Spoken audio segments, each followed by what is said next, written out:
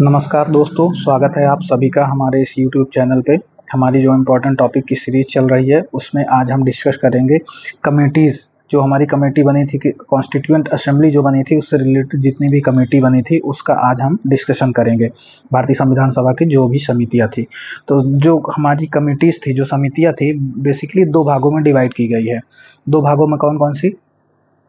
एक एक जो कमेटी है मेजर कमेटी, एक माइनर कमेटी। ये दो तरह की कमेटी है, इसमें मेजर कमेटी और माइनर कमेटी। इसी में एक कमेटी आएगी।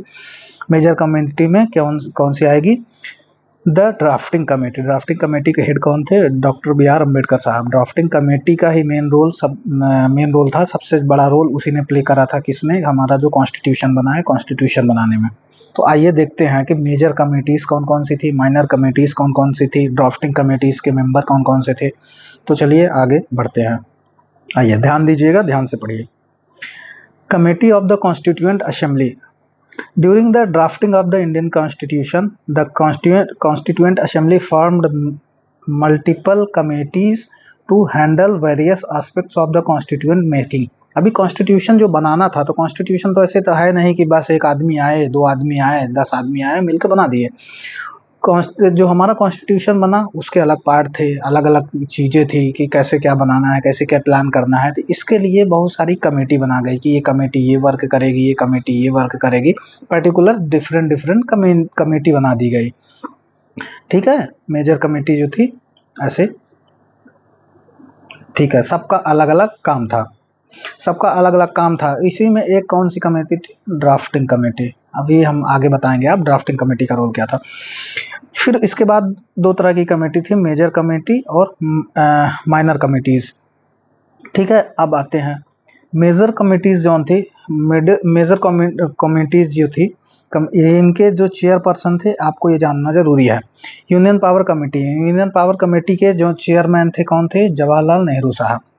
उसके बाद ये क्वेश्चन बहुत रिपीटेड है, सारे एग्जाम में लगभग पूछता है कि किस कमेटी का चेयरमैन कौन था, किस कमेटी को हेड कौन किया। जैसे पूछ लेंगे कि union constitution committee was headed by Sardar Patel, तो ये स्टेटमेंट गलत हो जाएगा, जब क्योंकि union constitution committee was headed by the Jawaharlal Nehru साहब। ठीक है, नेहरू जी के पास कौन कौन सी ये कमेटी थी? Union power committee, union constitution committee, ये नेहरू जी के पास थी। Provincial constitution committee Sardar Vallabh भाई पटेल जी के पास थी। अब एक चीज ध्यान दीजिएगा, प्रोविंशियल कॉन्स्टिट्यूशन कमेटी जो है वो किसके पास है? पटेल साहब के पास। Drafting committee, most important committee के हेड कौन थे? जवाहरलाल नेहरू साहब। ठीक है, फिर इसके बाद आ जाइए advisory committee on fundamental rights, minorities and tribal and excluded area. ये भी किसके पास थी? सरदार वल्लभ भाई पटेल जी के साहब के पास। तो एक चीज ध्यान लीजिए, प्रोविंशियल कॉन्स्टिट्यूशन कमेटी, फिर इसके बाद advisory committee on fundamental rights, ये पटेल साहब के पास थी। रूल ऑफ प्रोसीजर कमेटी किसके पास थी? राजेंद्र प्रसाद साहब के पास। फिर इसके बाद स्टेट्स कमेटी नेहरू जी के पास। अब एक चीज ध्यान दीजिएगा, यहाँ एक ट्रिक है, स्टीयरिंग कमेटी किसके पास थी? राजेंद्र प्रसाद साहब के पास। ठीक, अब एक चीज आप ध्यान दीजिए, नेहरू जी के पास कौन कौन सी कमेटी हो गई? नेहरू जी के पास हो गई यूनियन पावर कमेटी। ठीक है, उसके बाद दूसरी कौन सी हो गई? Union constitution committee. और तीसरी है स्टेट कमेटी। स्टेट, ये है ना, देखिए state committee. State committee Nehru ji के पास है। ये तीन कमेटी किसकी है? नेहरू जी के पास है। अब यहाँ स्टेट कमेटी जो है, इससे लोग कंफ्यूज हो जाते हैं। सरदार वल्लभ भाई पटेल जी के पास थी provincial constitution committee, state committee दूसरी है, प्रोविंशियल कॉन्स्टिट्यूशन कमेटी दूसरी है। सरदार वल्लभ भाई पटेल जी के पास क्या थी? प्रोविंशियल कमेटी, और एक कमेटी थी advisory on fundamental rights, minority and tribal affair. ये दोनों कमेटी किसके पास थी? पटेल जी साहब के पास। ड्राफ्टिंग कमेटी डॉक्टर अम्बेडकर साहब के पास। उसके बाद rule of procedure committee, rule of procedure की जो हमारी रूल्स हैं, जो प्रोसीजर कैसे क्या फॉलो करना है, ये doctor Rajendra Prasad headed by थे कमेटी। उसके बाद स्टेट कमेटी जवाहरलाल नेहरू, ये हमने आपको बता दिया। Steering committee doctor Rajendra. ये हमारी 8 कमेटीज क्या थी, मेजर कमेटीज। इन 8 कमेटीज को आप लोग स्क्रीनशॉट लेके रख लीजिए, ठीक है। ये स्क्रीनशॉट लेके रख लीजिए अच्छे से।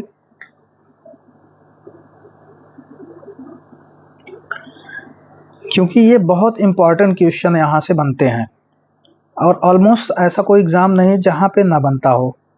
एक साल नहीं बनेगा या एक नेक्स्ट एग्जाम, नेक्स्ट पेपर जब भी आएगा, 1 या 2 या 3 साल का आप पेपर उठा के देखेंगे तो उसमें ये कमेटी का जिक्र जरूर मिलेगा, कोई ना कोई कमेटी पूछी गई है। आइए अब आगे बढ़ते हैं। अब आ जाते हैं माइनर कमेटीज पे। मेजर कमेटीज तो हमने देख ली, अभी माइनर कमेटीज भी बनी थी कुछ, जिनका भी बहुत सारा रोल था। उसके बाद क्या था, फाइनेंस एंड स्टाफ किसको मिला था, डॉक्टर राजेंद्र प्रसाद को। क्रेडेंशियल कमेटी किसको मिला था, अदाली कृष्णा स्वामी अय्यर साहब को। हाउस कमेटी किसको मिला था, पट्टवी सीतारामैया साहब को।